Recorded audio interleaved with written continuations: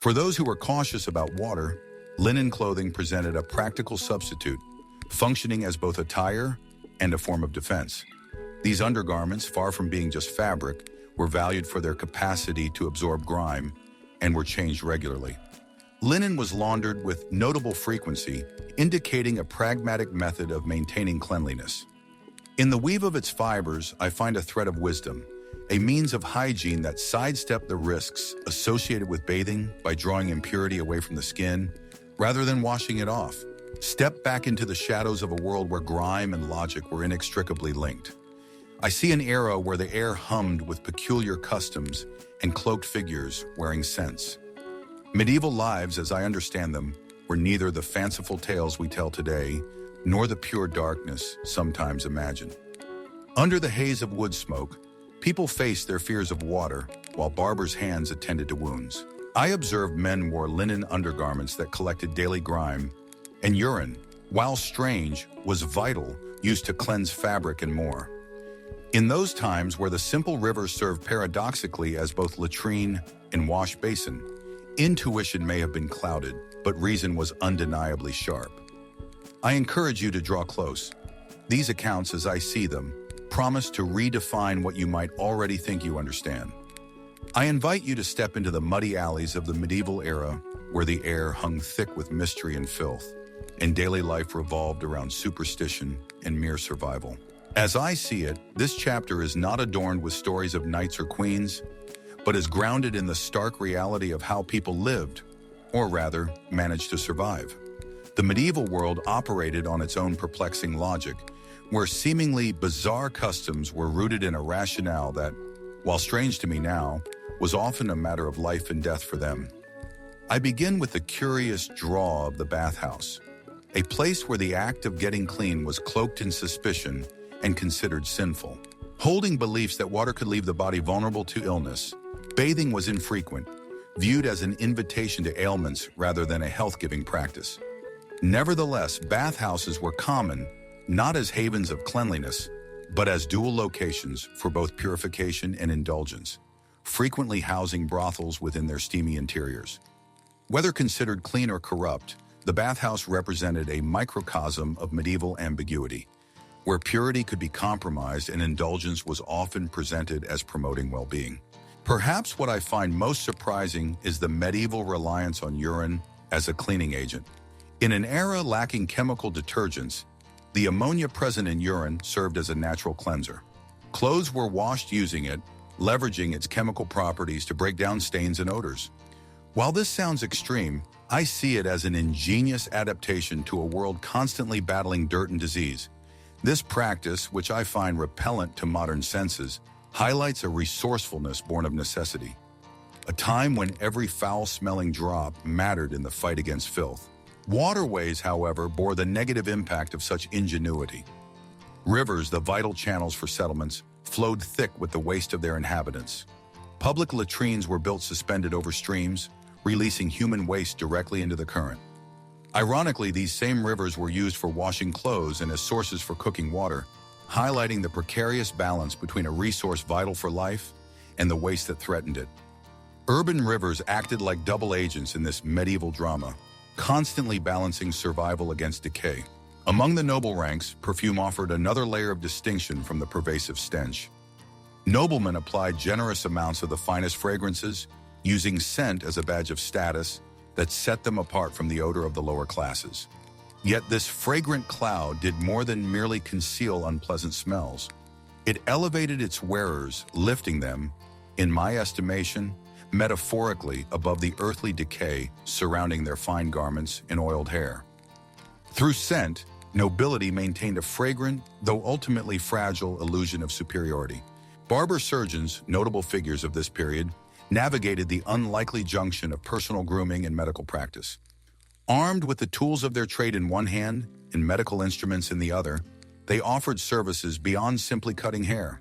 They mended broken bones, extracted teeth, and even carried out minor surgeries. It was a peculiar intersection, yet I see that barber-surgeons held significant practical influence where vanity met vitality, and every shave carried an implicit hint of improved health. Within the medical sphere, pus held an improbable respect. What I now understand as an infection was perceived by medieval minds as a sign of healing. The presence of pus was thought to indicate that a wound was successfully expelling disease, a celebrated symbol of recovery.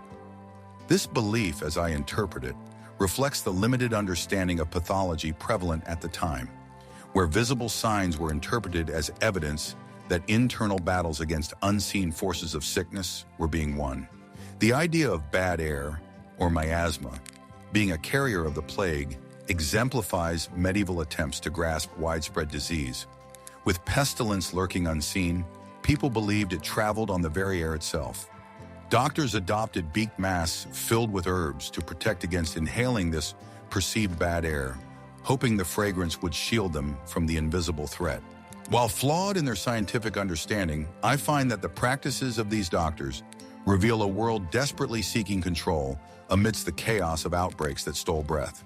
Amid such pervasive fears, even a simple glance was not without its perceived dangers. The belief that diseases could pass through sight itself underscores the prevailing caution. Every gaze felt like a risk, a potential bridge for illness to find its next host. This apprehension regarding the mere act of looking, I see, highlights a world where every interaction was calculated with survival in mind, where sight was considered as fraught with peril as any actual pestilence. As I conclude this journey through the dirt and difficulties of medieval life, I find not only strangeness, but also a notable resilience in their methods. Behind what might seem absurd to me now, there was, I believe, an artistry of adaptation, a necessary improvisation for navigating a world far more mysterious than the one I inhabit. It was a path forged through grime and sagacity. The medieval narrative, as I understand it, is less about the physical dirt and more about the unyielding human spirit's drive to endure. Their approach, while perhaps unconventional, strikes me as clean, logical in its context, and ultimately timeless in its demonstration of human tenacity. Looking at the medieval tapestry of society, I see that childhood as a cozy, carefree stage of life was simply an illusion. From the moment they were able to walk, children were thrust into the demanding world of adults. By the age of 5, they were already crucial parts of the family workforce, their hands barely steady, yet tasked with tending livestock or assisting in trades. Their small fingers learned the ways of hard labor as the sun rose over the feudal lands. Survival in this era wasn't solely a battle against invading armies, but also a daily struggle against the forces of nature. In this harsh reality, children were seen as miniature adults, not shielded from life's difficulties, but increasingly compelled to face them head-on. In the pale light of early morning, I picture noble boys, still years from puberty, training not with soft toys but with ambitions of becoming knights. These young fellows were sent away as pages, living apart from their families, honing their swordsmanship and mastering the complexities of courtly manners within grand, yet often drafty halls that echoed with whispered tales of bravery. Such training prepared them for the physical demands and psychological trials of knighthood, a path masked in chivalry but, as I see it, deeply rooted in brutal pragmatism. Honor was earned through sheer grit and frequently bloodshed. Life lessons came not from books but from the cries heard on the battlefield and the sound of clashing steel. In this world where, I feel, innocence was a fleeting spectator, even toys were imitations of adult life. A wooden horse or a hand-carved doll symbolized future roles. These playthings, roughly shaped from whatever material was available, were not about recreation, but served as practice runs for labor. They mirrored society's relentless pressure towards maturity, where play, in my observation, was merely preparation for the inevitable journey into adulthood. Education, much like the warmth from a flickering fire, was a luxury seldom accessible to the majority. While noble sons received schooling in ecclesiastical settings amidst the ink-stained murmurs of Latin verses, most children were educated by life's stark experiences. Learning was passed down through oral tradition or acquired at the steady, demanding pace of manual labor. If a noble girl was fortunate enough to receive the gift of learning, it focused on managing a household, mastering needlework, and music, shaping her, as I see it, into a desirable catch for a potential suitor. Protected, as best as I can understand, from the dangers of a chaotic world, infants spent their first months swaddled tightly, their limbs straightened and compressed. This wrapping, many believed, served as a defense against the cold and the evil thought to lurk beyond the candlelit shadows. Swaddling provided them not only warmth, but perceived protection, an ancient practice, as I recall hearing, stretching back through time as far as the tales of elders long past. Thus the cries and coos of an infant were muffled beneath the careful bindings of cloth, waiting patiently, as they grew, to step into the roles life had predetermined for them. For noble children, I understand, the affection of a biological mother was often a rare experience. Wet nurses, hired to provide sustenance, became surrogate parents, forming emotional connections through gentle touch and softly whispered lullabies. This tradition, in my view, underscored the societal hierarchy of the time, with the line between servant and family often blurred, like a rusted chain binding them together. The shadow of death hung heavy over medieval childhoods for, I feel, a very long time. The quiet sound of mourning was a familiar tune in villages where a child's future felt as uncertain as the coming winter. Many never saw their seventh summer, their short lives claimed by malnutrition or diseases carried on foul breezes, which they believed were divine in origin. Survival, as I see it, was like a roll of celestial dice cast upon the creaking boards of fate. Yet amidst these losses, a hardened resilience emerged, with parents fortifying themselves against grief using the sturdy shield of faith. In this era, an untimely death was woven into the fabric of existence as inextricably, it seemed, as the tolling of the church bells at dusk and dawn. Marriage arrived for many young girls even before they bloomed into adulthood, transforming them from daughters into commodities traded within family arrangements. Their unions, stark and strategic, were less acts of romance than entries in a carefully maintained ledger of assets and alliances. These arranged paths served, in my assessment, as lighthouses in a stormy sea of uncertainties, with family ties securing safety, influence, or at least a fragile measure of temporary stability. Childhood deaths often left few lasting physical reminders. Graves frequently went unmarked, lost to time like autumn leaves swept away by swirling gusts. The echoes of their little laughter became silent testaments to lives cut short. Their brief existences were remembered fleetingly in communal prayers whispered under starlit skies. Even in their anonymity, I understand, these children were embraced by legends of the divine, their spiritual future believed assuredly to be in heaven, clothed in celestial robes beyond human sight. Amidst this complex tapestry of reality, medieval childhood represented a paradox, as I view it. A time both transient and crucial, tightly woven with threads of tradition, duty, and brief innocence set against the vibrant backdrop of life's continuous struggles. The medieval table, as I see it, was a paradox of sustenance and necessity, where every meal could tell a story of survival or status, layered with flavors both appealing and questionable. Bread, the undisputed foundation of dietary intake, was seldom exactly as it seemed. For the elite, it appeared as soft, white loaves made from finely sifted flour. Yet for the peasantry, it was, I understand, more a matter of harsh ingenuity. Bread that might contain barley, oats, or even powdered bark, consumed out of pure need rather than personal preference. This inequality was quite evident, prompting regulations known as the Assizes of Bread, which attempted to impose some semblance of order on what people consumed for sustenance. Such bread also mirrored medieval life, deeply embedded with superstitions. I note that crosses carved into dough before baking were believed to ward off malevolent spirits, a practice strongly reflecting the pervasive influence of the church in daily matters. Bread was not merely food, it was, as I see it, a spiritual and communal lifeline, emphasizing the interconnectedness of village life that allowed individuals to endure the harshness of existence. Meanwhile, for the nobility, dining was a performance. Their tables impressed with peacocks refeathered and swans, more spectacle than nourishment. Eating such exotic meats, I perceive, highlighted their societal standing as vividly as the bright plumage displayed during their meals. Yet this indulgence came at a cost, with heavily spiced condiments masking spoilage and leading to a range of ailments unfamiliar to the simpler, earthier meals of common folk. Sugar, an indulgence that, in my view, rivaled all others, entered medieval awareness with all the allure of alchemical gold.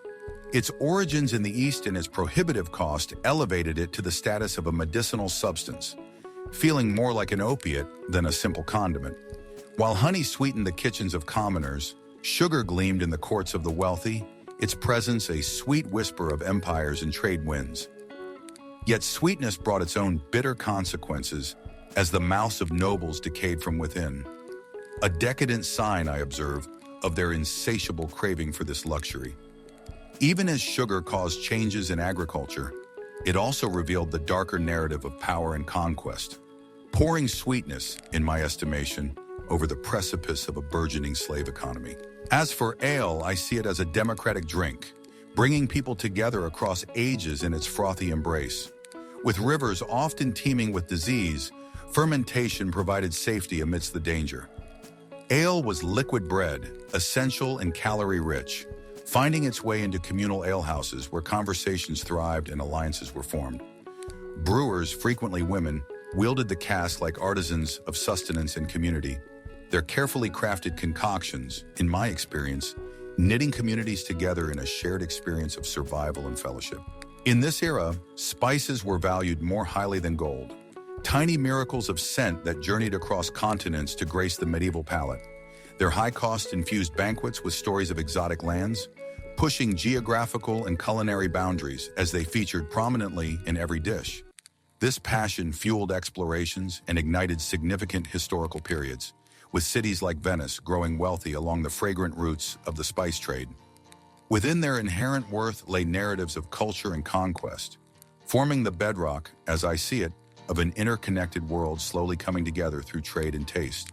Yet meat, I found it could certainly deceive unsuspecting diners. The absence of refrigeration meant that any protein on a plate could be a gamble. It was salted, boiled, and hidden beneath pungent sauces. Meat both nourished and presented risks in equal measure. The humble eel, in my opinion, acted as a trump card, slippery in more ways than just its physical form. These fisheries, I believe, represented wealth and provided sustenance, forming the economic backbone of societies, a fluid form of currency within their own symbolic realm of trade and survival. Utensils like forks, which I understand emerged from Byzantium, were met with suspicion, accused of being diabolical due to their resemblance to the devil's trident. Yet despite this suspicion, fingers remained the primary tools for eating, showcasing a deeper physical connection, I feel, between sustenance and the human spirit. Eating with one's hands was a form of communion with the earth's bounty, lending a certain sacredness, in my view, to the act of sharing a meal, leaving its trace in their lives and on their lips. Manners were a display of status, although practicality stood firm amidst the messier realities of life. Rooms were often covered with rushes to catch debris, and even noble feasts, I observe, maintained a degree of grounded practicality. Yet these banquets were steeped in protocol, with the order of service parading in perfect step with the societal ranks they reflected. Finally, the combination of food and superstition offered comfort amidst the chaos. Garlic, I note, was hung from lentils as a protection against the plague, its strong smell seen as a savior in disguise. Medieval kitchens used salt and spices in both ritual and recipes, creating culinary charms simmering in their pots, whispering age-old beliefs, I imagine, into the very act of survival. This interplay painted medieval meals in shades of belief, linking past uncertainties to a plate of enduring human creativity and inventive survival. Chapter 4. I see the law as having been wild, bloody, and intertwined with the divine. The medieval justice system was a peculiar mix of harshness and public spectacle, where punishments often seemed disproportionate to the offense. Consider, for instance, stealing a simple loaf of bread, a crime that could lead a poor soul to face the gallows, branding, or brutal mutilation. These punishments served, in my view, a twofold purpose: eradicating crime through fear and reinforcing social hierarchies through public demonstrations of authority and religious devotion. Days of execution became community events, drawing crowds like a strange kind of festival as townsfolk assembled in the squares to witness the rituals of justice unfold. It was theater of grim resolve, where the cries of the condemned mixed with the murmur of a crowd seeking reassurance in the stern embrace of the law. In a world lacking organized police forces and sophisticated methods of control, communities took it upon themselves to maintain order. The medieval view of justice was, I perceive, deeply interwoven with the divine order. They believed the severity of earthly judgments mirrored the gravity of divine retribution for sins. Laws crafted with religious doctrine strengthened the church's hold over secular lives, binding spiritual necessity with the effort to prevent crime. Such was the world where justice, layered with sacred duty, painted a landscape of stark lessons and binding beliefs. Amidst this backdrop of severe judgments, trials by ordeal stood as the ultimate expression of faith and fate, grounded in the firm conviction that divine intervention was imminent. Picture this scene: a trembling hand reaching into boiling water, seeking heavenly proof through the speed of healing. Or the accused plunged into cold water, hoping to sink rather than float, their innocence or guilt determined by the unpredictable nature of the water. For the people of that time, these were not merely cruel displays, but sacred rituals, affirming the belief that God's hand guided human justice. Communities steeped in this conviction transformed public trials into reflections of their values and expectations, connecting deeply, as I understand it, with the pervasive influence of faith in ensuring justice within the strange workings of medieval jurisdiction. Even animals were brought before the courts. Rats, pigs, and insects found themselves treated as accountable beings, a reflection, perhaps, of an attempt to impose moral order across nature itself. Held to the same standards as humans, these trials might involve a pig being tried for causing a human death, highlighting a peculiar anthropomorphism. It was, I believe, about more than just bizarre theater. It was a demonstration of faith in a universe where even the lowest creatures had a place and responsibility under God's creation. These trials, while curious, were profoundly symbolic, integrating the natural and human realms into a cosmic order dictated by divine law. Delving further into the realm of medieval enforcement, torture lingered in the shadows as a tool of terrifying persuasion. Sanctioned by both church and state, it was a grim process aimed at extracting truth. Instruments like the rack and strappado were ready to force confessions from those ensnared.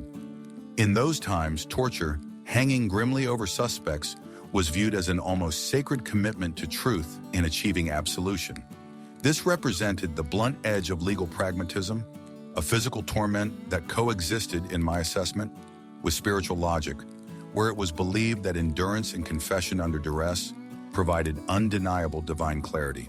Public executions, meanwhile, were, I observe, grotesque carnivals of justice, blending the thrill of spectacle with moral instruction. The final breaths of the condemned were absorbed by the crowds with morbid fascination, serving as public sermons on life and sin. These executions were seldom mere punishments.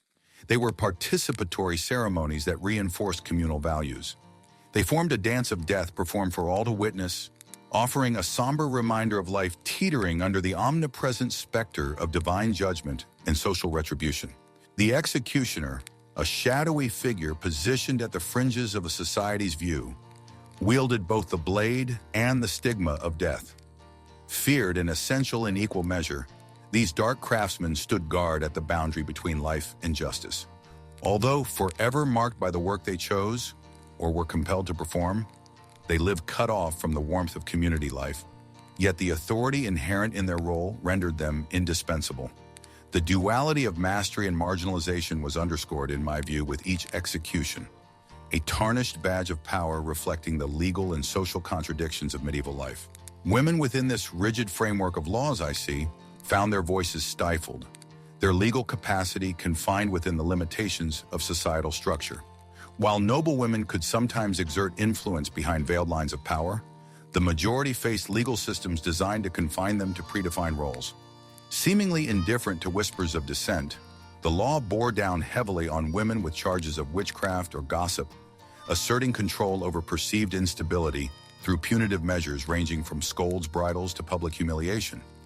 Yet women navigated these constraints, employing subtle strengths, whether in managing trade or estates, always, as I interpret it, engaged in a weary dance with legal suspicion.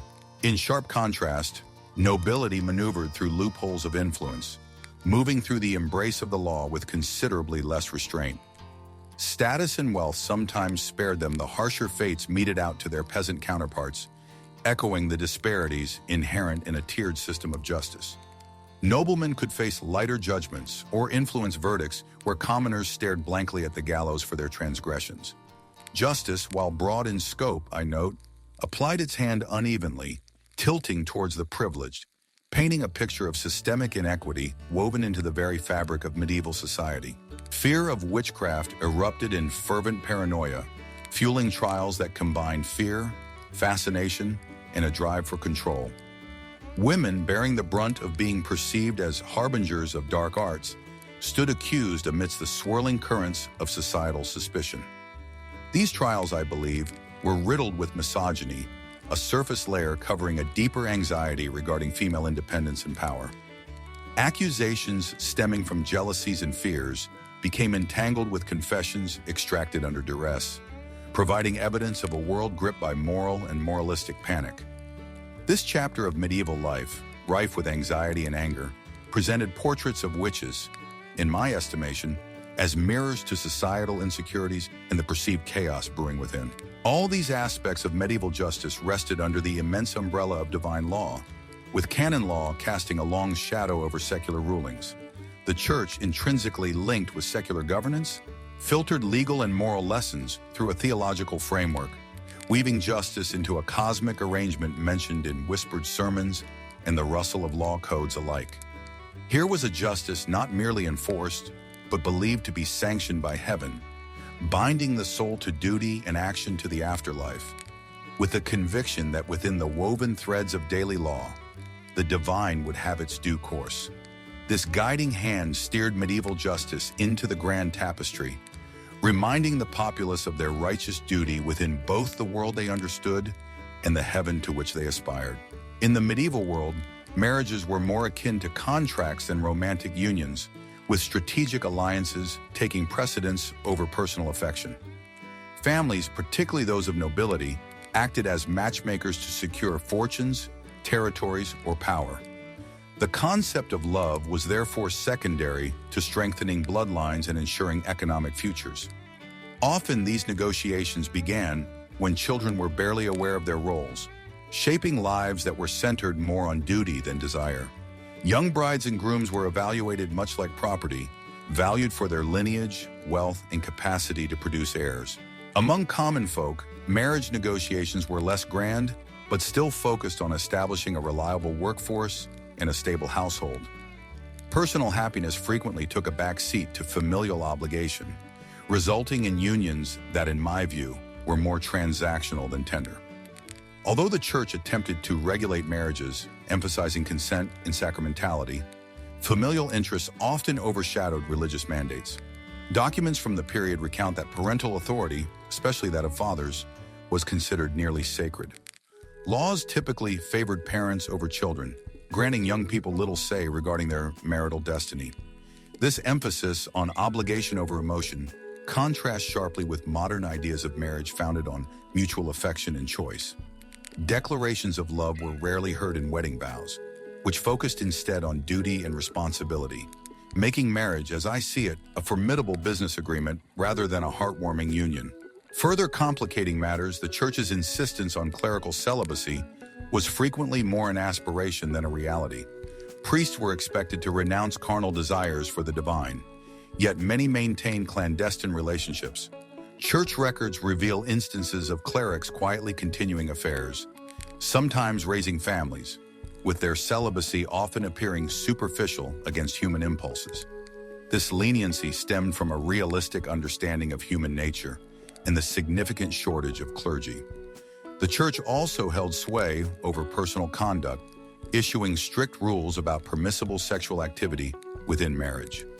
Relations, even among the married, were regulated by doctrinal edicts that frowned on indulgence, advocating procreation as marriage's primary purpose. Old confession manuals, I note, disclose an almost obsessive need for control, illustrating the Church's immense influence over both spiritual and earthly matters. For women, virginity was more than a spiritual value. It was a tangible asset. Noble daughters had their virginity safeguarded by the family, ensuring favorable marital prospects and advantageous dowries. Virginity signified legitimate heirs and, in my view, reflected the family's honor. In castles and village squares, whispers of indiscretions could damage reputations and affect a woman's marriageability, influencing alliances and strategies. This economic valuation permeated other social layers, with manuals from the period praising chastity as a moral virtue. The high regard for virginity in cultural artifacts, I understand, revealed its economic implications, enabling families to secure beneficial alliances essential for survival during tumultuous times, effectively reducing women to assets dutifully controlled by familial obligation rather than personal choice. Adultery, conversely, was more than a sin. It was a scandal that attracted severe consequences. Legal records reveal a range of penalties faced by those caught in extramarital affairs. In some places, perpetrators were subjected to fines or public penance, paraded through towns in disgrace. Severe infractions saw individuals physically punished, with mutilation not uncommon, and women typically bearing the brunt compared to men. Such transgressions threatened social order, transforming private indiscretions into public divisions etched in law. Eager for vindication, jilted partners pursued what they saw as justice, with testimonies revealing the era's inequities. Church doctrine, however, condemned all equally, exerting influence even in matters of corporal punishment, encouraging repentance through fasting or pilgrimage. These narratives of scorned love, I feel, remind us that passion often risked creating chaos at the altar of stability. Love letters nonetheless defied societal boundaries, serving as whispers of desire hidden behind the veil of convention. Despite marriages framed by pragmatism, individuals found solace in cryptic messages, beautifully blending longing with artistry. These letters unveiled a world beneath the rigid surface, filled with passion despite limitations at heart. They allowed nobles and poets to escape regimented expectations, weaving metaphoric language that touched upon the delicate edges of courtly love. Even peasants, I understand, tapped into this tender form of expression, revealing a universal craving for connection. Far from a passionless epic, these letters demonstrate that emotions simmered quietly in secret, kept alive where words met imagination. Amidst these rules and constraints stood brothels, surprisingly licensed within medieval cities, reflecting necessity's often pragmatic grip. Civic leaders viewed brothels as outlets for certain instincts, confining vice within monitored spaces that, in their thinking, minimize the risk of assault and disease. These institutions, despite moral debate, contributed taxes to the community's funds, revealing a complex interplay between economy and ethics. Regulations drawn from places like Venice or Paris detailed codes for their operation. While marked by stigma and bound by strict societal limits, the allure of these quarters hinted at stories from the darker side, where wood-paneled walls and worn tapestries narrated the furtive tale of survival. Celibacy, conversely, stood as the highest spiritual attainment. Honored for its purity and devotion, monks and nuns strove for this chaste clarity, seeing it as transcending earthly distractions for a divine purpose. The celibate life promised administrative ease in managing church properties, bypassing family legacies. For women, vows of chastity meant sidestepping the dangers of childbirth and domestic subservience, bestowing a unique autonomy under divine commitment. Written vows underscored celibacy as spiritual strength, praising those who pursued virtue for heavenly aspiration. Yet same-sex relationships, hidden under immense taboo, persisted out of public view, revealing human resilience. Church edicts deemed them grave sins, with accounts of prosecution and harsh penalties marking chronicle pages. Still, friendship blurred these lines, celebrating companionship in poetic forms that skirted dangerous borders. These euphemisms in art and literature, I observe, emboldened loyalty and affection, emphasizing the quiet persistence of love against the shadow of retribution, whispering clandestine affections despite looming threats. In the vibrant complexity of medieval life, nothing was as unavoidable as the presence of the church. Imagine waking to the peal of bells, a sound that defined each day, echoing across towns and villages. These bells orchestrated the rhythm of life from sunrise to sunset, marking not just the hours of prayer, but when to labor and when to rest, imposing a sacred order on daily existence. Beneath this chime lay the profound influence of the church, extending far beyond mere ritual into the heart of educational, moral, and societal norms. Monasteries served as the hub of education, where monks diligently copied texts by flickering candlelight, preserving knowledge. The clergy, often among the few literate individuals, determined what ideas were disseminated and which were suppressed, guiding the intellectual currents of the time, like unseen helmsmen navigating a vast ship through dark, unknown waters. Tithes, a steadfast requirement imposed upon every Christian, were paid not only in coin, but also through labor and produce, ensuring that the church's coffers were filled and its authority unquestioned.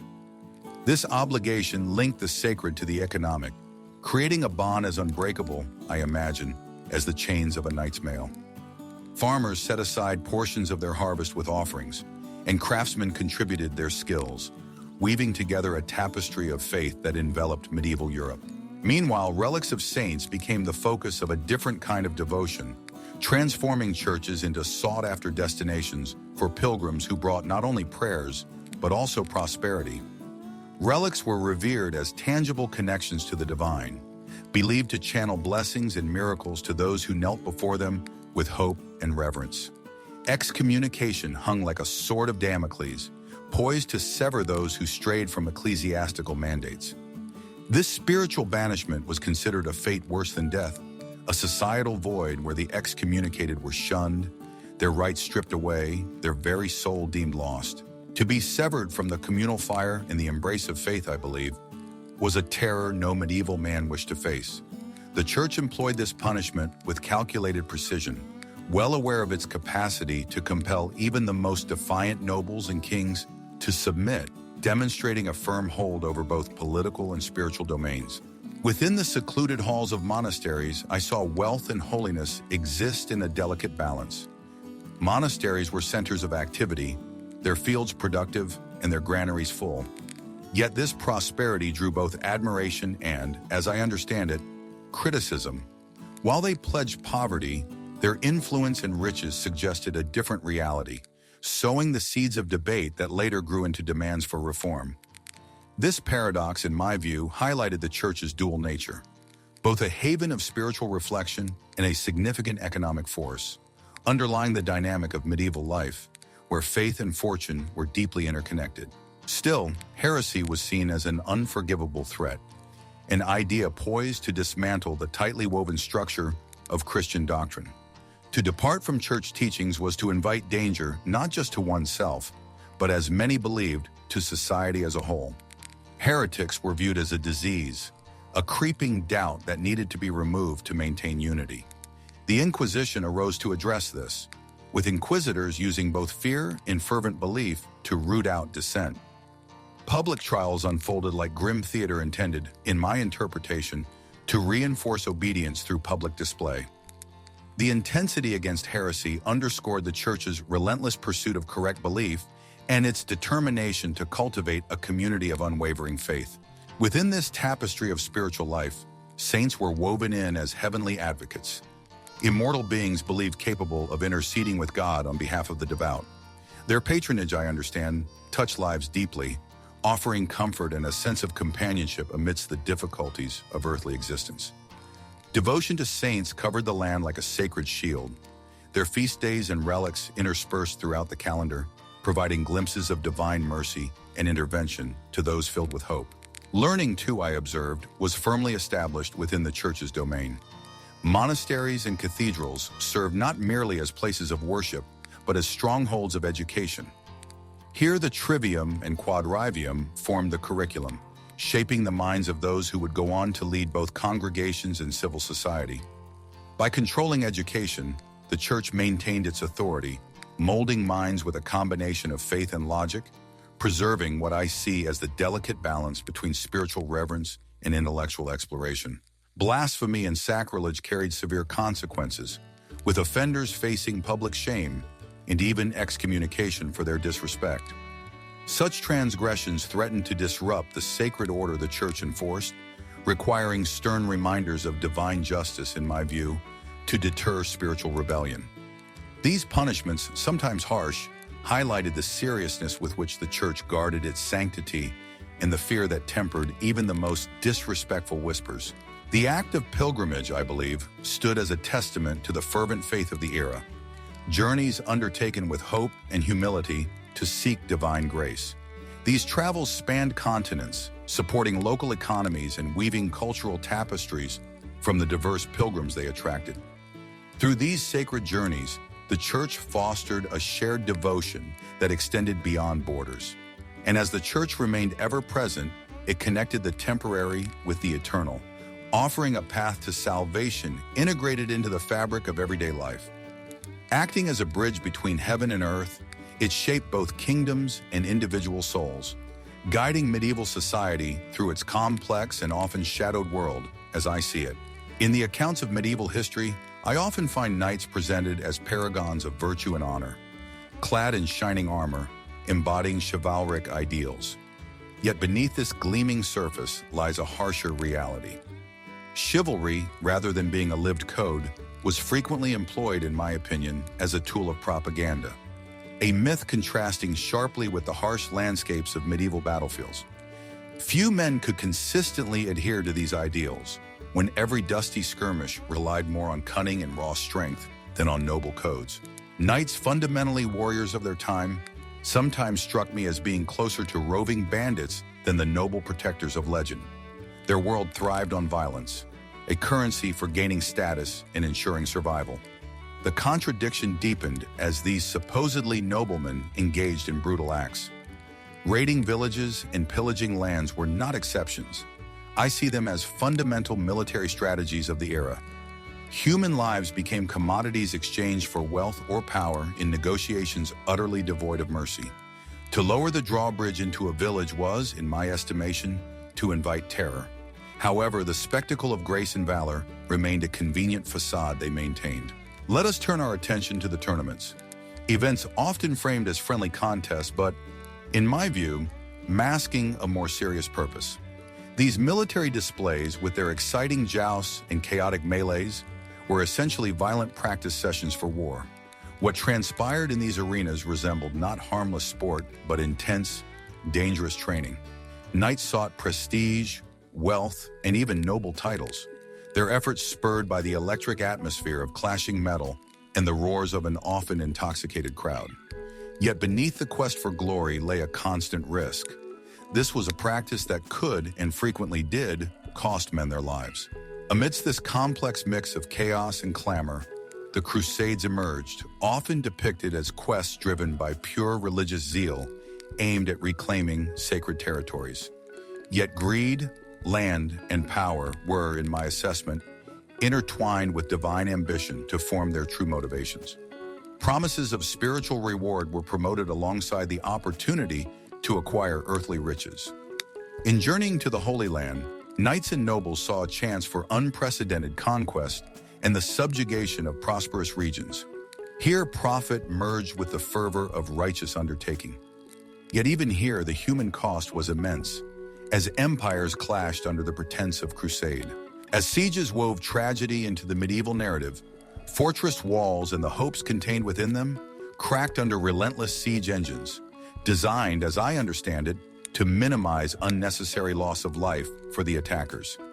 Sieges perpetuated suffering, starving cities into surrender. Within these walls, the besieged endured horrific realities: famine, fear, and desperation. As supplies dwindled, the question wasn't what food was available, but whether to eat boiled leather or rats. Trebuchets hurled stones and psychological terror in equal measure. Behind these engines of destruction, hope stood like a lone guard against the fatigue of waiting armies. Meanwhile, the longbow quietly changed the nature of warfare.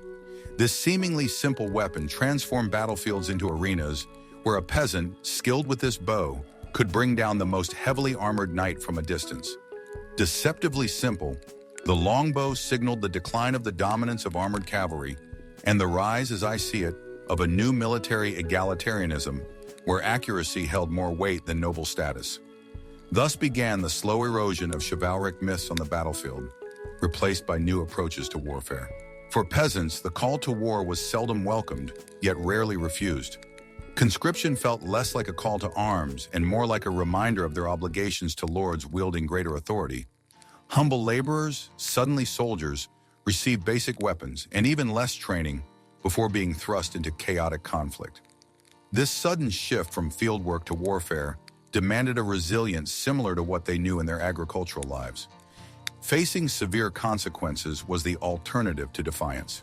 Yet the potential reward of war lay not just in noble deeds, but also in the glint of treasure. Victory opened the path to plunder, a powerful economic force that filled the purses of both common soldiers and knights. After battle, towns bore the brutal impact of looting soldiers, claiming what they saw as their rightful gains. Villages stripped bare of goods and people sowed hatred and animosity, contributing to long-standing generational conflicts. Mercy seldom appeared on the passive war. Humane treatment was often disregarded as battles witnessed the grim code of no quarter. Here, social norms dissolved like mist, allowing brutality to surface instead. Entire towns, innocent under siege, suffered from atrocities, fleeting shadows in my observation in the sea of dominance that war claimed as its spoils. This environment, focused solely on survival, etched its harsh lessons deeply into the collective memory of those it affected. The clash and clangor of armor, the knight's shield and protection, was, I understand, as much a story of burden as of defense. Steel shells hindered mobility, turning knights into cumbersome figures of metal. Beneath such layers, sweat dripped, turning fervor to fatigue under the oppressive sun. Armor demanded not just strength, but servants who helped knights don or remove this necessary, yet unwelcome, curse.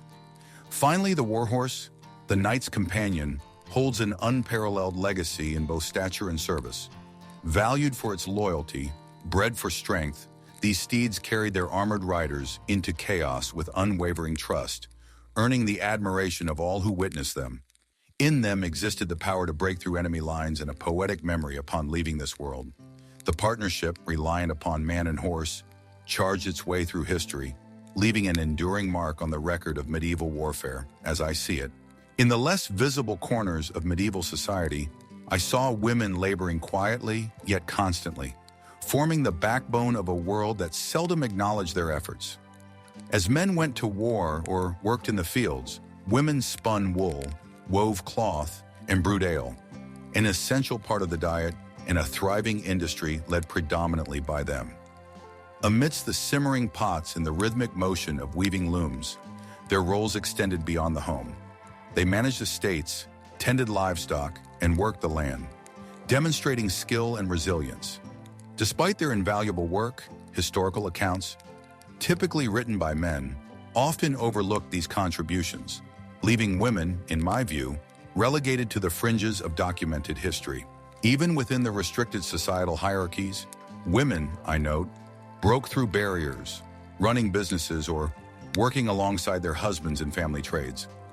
The alewives, skilled in brewing, were common figures, although subject to strict scrutiny and criticism. Their success, though infrequent, allowed widows a unique area of independence, with the freedom to expand enterprises beyond what was accessible to married women.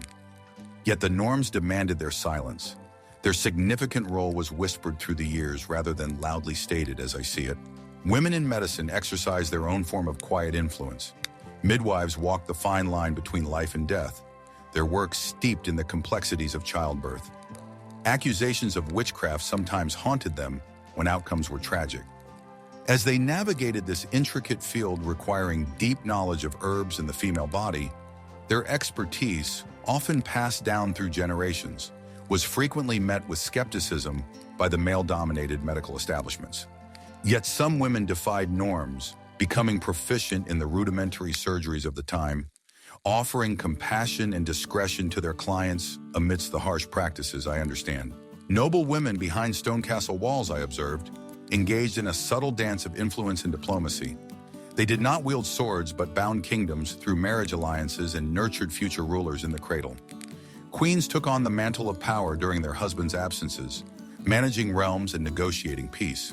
Figures like Eleanor of Aquitaine and Isabella of Castile exemplify the nuanced power exercised by queens, who transcended their limited roles to leave indelible marks on politics. Their legacies, though often overshadowed by their male counterparts, remind me as a man of the intellectual and strategic mastery required to navigate such patriarchal structures. Meanwhile, nuns, secluded yet active, played a dynamic role in community leadership and administration. The quiet halls of convents, I found, buzzed with scholarly activity. Nuns produced illuminated manuscripts and managed extensive estates. Their sharp negotiation skills often confronted external pressures within the religious confines that limited them. They embraced opportunities for influence, subtly reshaping the boundaries of female agency under watchful eyes. Their voices resonated through their writings, defying attempts, I believe, to silence them. Legal frameworks, as I interpret them, depicted women as property, mere conduits of inheritance.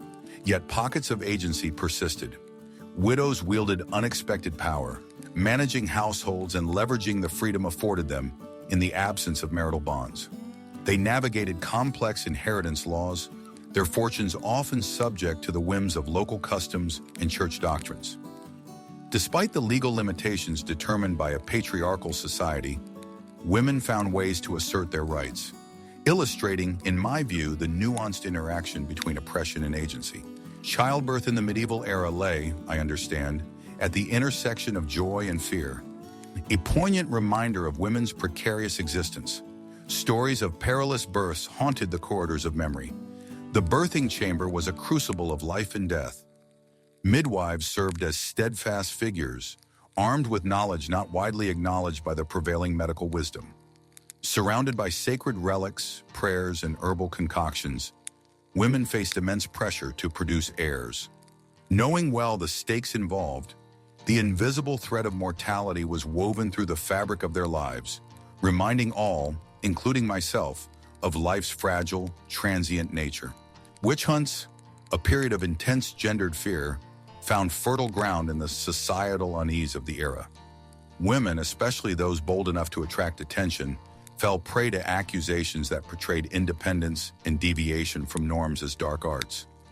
Misunderstandings of femininity and autonomy culminated in trials filled with brutality and false confessions, underscoring a societal need, as I see it, to reassert control. These hunts cast a harsh light on the inherent fear of and resistance toward any shift in female power, laying bare the lengths society would go to maintain control. Yet within these grim accounts, a whisper of rebellion can be heard.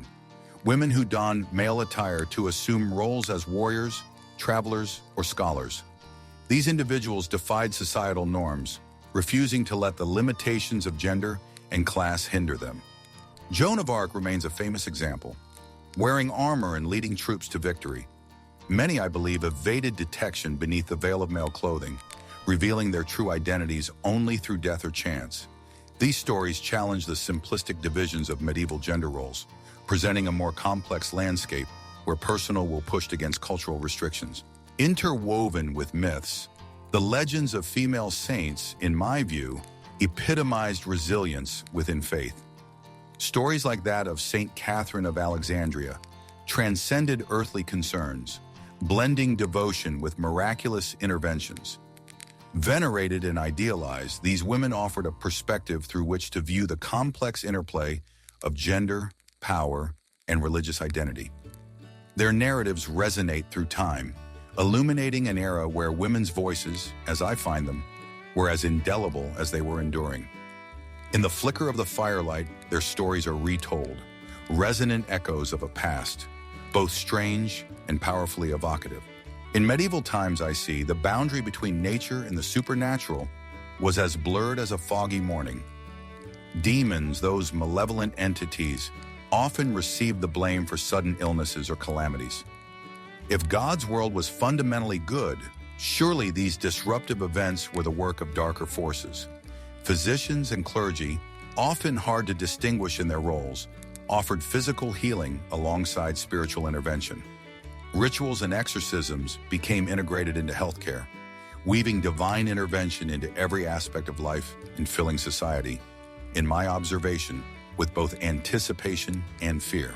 It was commonly believed that demons could enter human bodies through simple actions like yawning or shivering. Consequently, medical practitioners adopted protective symbols and prayers, evolving practices infused with spirituality. Holy plants and sacred texts inscribed on amulets were prominent in folk remedies.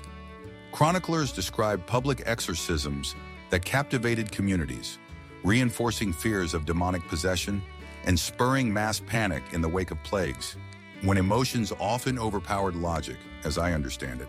Angels, while revered as divine messengers, were also feared, I note.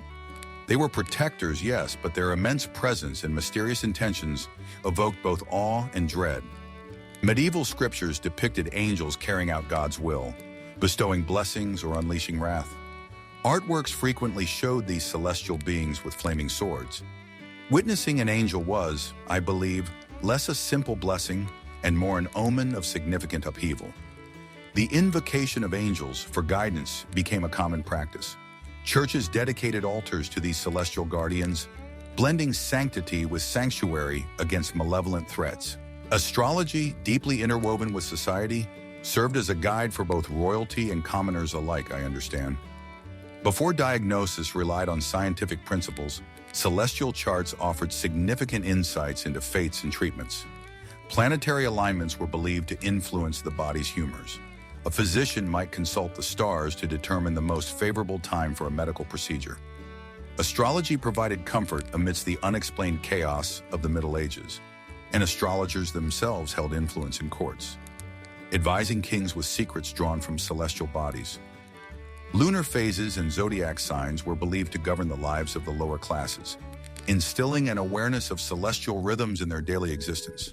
In a world filled with uncertainty, amulets promised a measure of control over destinies. These objects, inscribed with prayers or sacred symbols, were thought to ward off evil and misfortune. Intricately designed and often adorned with religious iconography, these charms hung from the necks and wrists of both the wealthy and the poor. Artisans and clerics safeguarded these supernatural accessories, their engravings believed to amplify the object's power. Rather than mere ornaments, these items were believed to hold cosmic purpose, infusing daily life, as I see it, with a mix of art and divine protection. Nightmares were far more than just bad dreams. They were considered spiritual invasions. People viewed these distressing visions as messages from other realms. Manifestations of fear, guilt, or even morality could trouble one's sleep, prompting clergy to intervene with interpretations. Folklore was rich with tales of nocturnal creatures whispering secrets, transforming nightly rest, in my view, into a battleground for the soul. Communities exchanged these nightmare-themed stories, fostering a shared belief in dreams as moral guides that reshape perceptions of virtue and vice. Fairies, enigmatic beings feared more than adored, seemed, I feel, to dance just beyond the edge of human perception. These capricious creatures populated pockets of medieval folklore, spinning cautionary tales of enchantment and moral lessons. Stories warned of being fairy-led, bewitched and wandering aimlessly amidst shimmering meadows. Fairy rings, those circular patterns in fields, marked evidence of nighttime revels, and crossing them, I understand, promised peril. Such tales intertwined with societal caution, instilling rituals and offerings meant to appease these elusive sprites. Ghosts, too, roamed medieval landscapes, not as terrifying specters, but as souls believed to be caught in purgatory. Christian doctrine framed them as spirits unfinished in their divine journey, still bound by unresolved sins. Their melancholic forms and mournful cries were reminders to the living to stay on righteous paths. Pilgrimages to holy sites and prayer sessions for the departed aimed to appease these restless spirits, weaving life with the afterlife and binding communities, in my observation, in a shared sacred duty of seeking redemption. The evil eye, malevolence contained within a glance, was a superstition feared among the peasantry. This dark manifestation of envy was believed to cause illness and misfortune, particularly to livestock. Talismans were used for defense, adorned with charms and blessings to guard animals from this unseen peril. The fear of the evil eye bred an atmosphere of suspicion, testing the delicate balance between coexistence and protection, where each day's survival required, in my view, watchful diligence. In the medieval mindset, I understand, dreams carried the weight of divine messages and were seen as direct communications from higher realms. Ignoring their symbols was considered dangerous, as these nocturnal visions could reveal prophecies or truths concealed during waking hours. A bustling industry of interpreters promised insight, selling interpretations that guided personal and societal choices through a close examination of faith and scripture. These attempts to understand dreams offered a glimpse, I believe, into the minds and hearts of those navigating an unpredictable world. Finally, the devil himself loomed large, an omnipresent shadow that mimicked both the ordinary and the majestic. A theological adversary, yes, but also a catch-all for social and moral decay. An ever-present reminder, I see, to remain spiritually vigilant. From art to chronicles, his depiction varied, but always marked the need to steer clear of temptation's perilous embrace. This supernatural presence, intertwined with folklore and sermons, painted each earthly struggle as a miniature battle in the cosmic play of sin against salvation. In medieval Europe, one could be forgiven for thinking they had stepped into a world shrouded in mystery and shadow. But the towering cathedrals of the Middle Ages, in my view, defy any notion of a dark age. These intricate stone giants stand as testaments to the era's architectural ingenuity. The soaring heights and intricate designs of the cathedrals, supported by architectural innovations such as flying buttresses, brought light streaming through expansive stained glass windows, casting vibrant hues across the stone floors. These constructions were not just feats of spiritual devotion, but also community undertakings, often requiring decades, even centuries to complete, drawing on the labor and dedication of entire towns.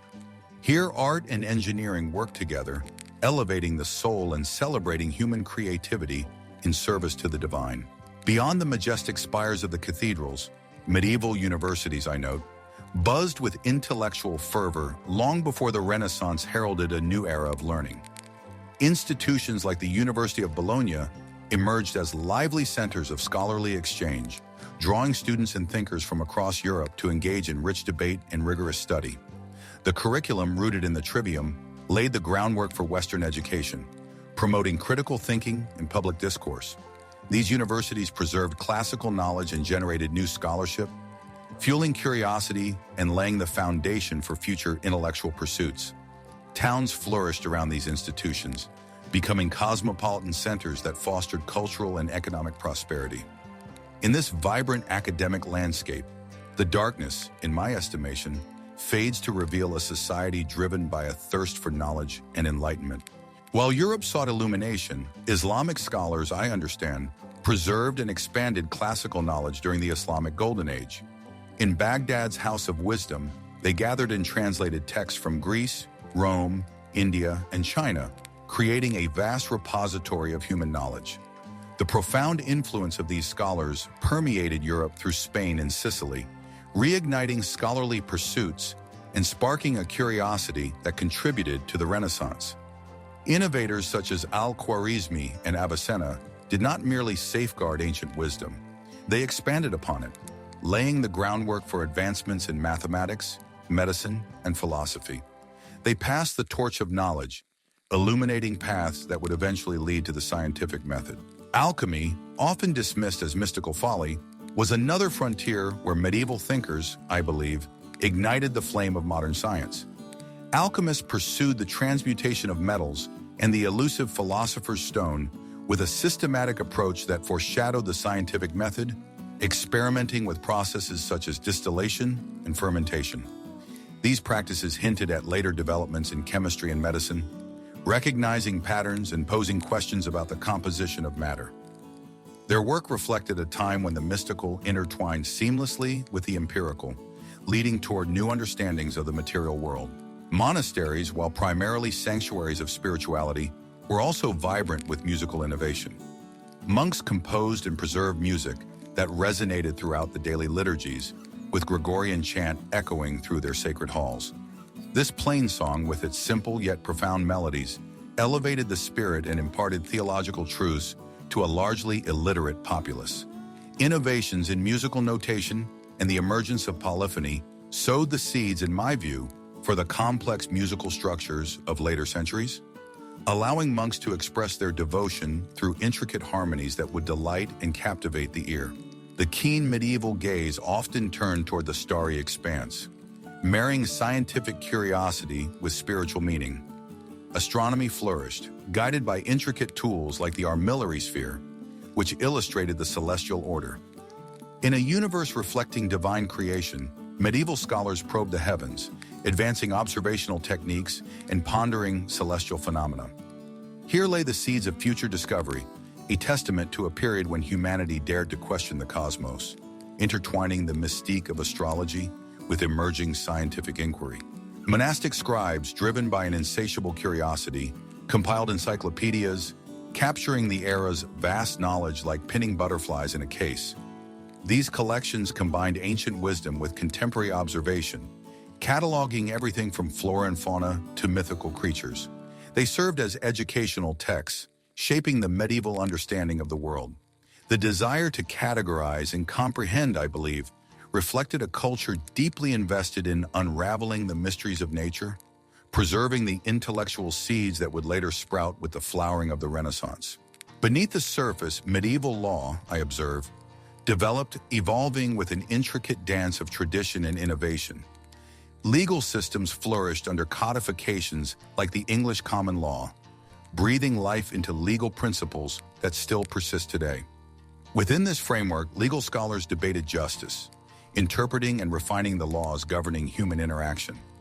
Medieval jurists wove a sophisticated tapestry of justice, challenging the notion of a lawless era and revealing a time of dynamic legal thought.